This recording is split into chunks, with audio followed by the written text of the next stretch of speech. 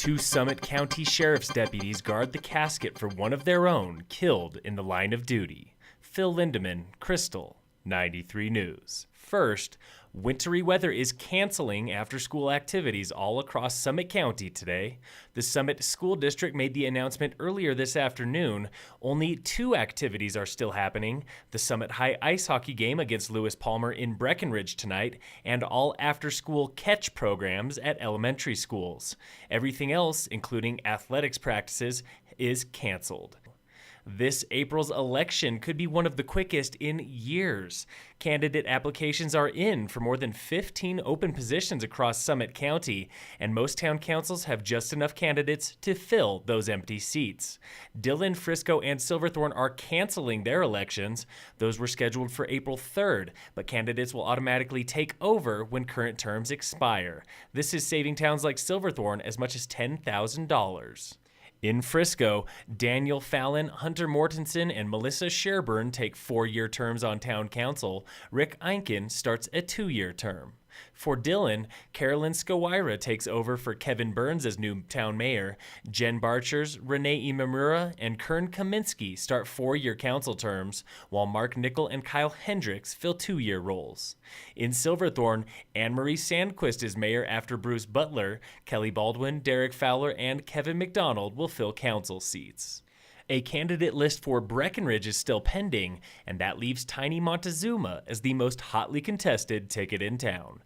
9 candidates are running for just 4 Board of Trustees seats, and 18-year-old Benjamin Goff is challenging incumbent Mayor Leslie Davis for the top job in town.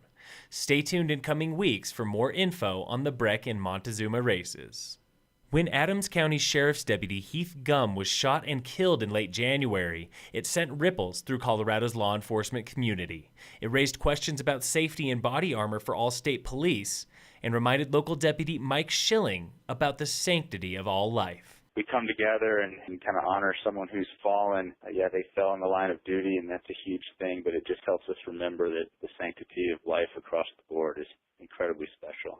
Gumm's funeral this past Friday drew thousands of mourners. But behind the scenes, Schilling and fellow Summit deputy Scott Bradley were given one of the most important and invisible tasks of the day. They guarded Deputy Gumm's casket overnight, staying with it every minute until the funeral. Dates all the way back to Roman times, really, when warriors would fall in battle. They would basically be watched over to make sure that they were safe and sound through the entire process. That legacy sort of lives on today. For funerals like this, Honor Watch and Honor Guard are supplied by Colorado Fallen Hero Foundation, a group that organizes memorials for slain officers. Whenever there's an officer that falls in the line of duty, it affects everybody in the state and really around the nation. This past week was Schilling's first time watching over a casket, and it's something he won't soon forget. Any time a life is lost, no matter what the circumstances, no matter what the age, it's a huge event in our culture, and it should be. Deputy Gumm was shot and killed by a 22-year-old man who is now in custody and charged with murder. Gumm was the second Colorado officer to die in the past 2 months. Another was shot and killed on the morning of New Year's Eve in Highlands Ranch. In sports, the Nuggets play the Hornets tonight. Game time is 7 p.m., and the Avalanche are off until tomorrow. In local sports, the Summit High ice hockey team is still playing against Lewis Palmer tonight. That's at Stephen C. West Ice Arena. Phil Lindeman, Krystal, 93 News.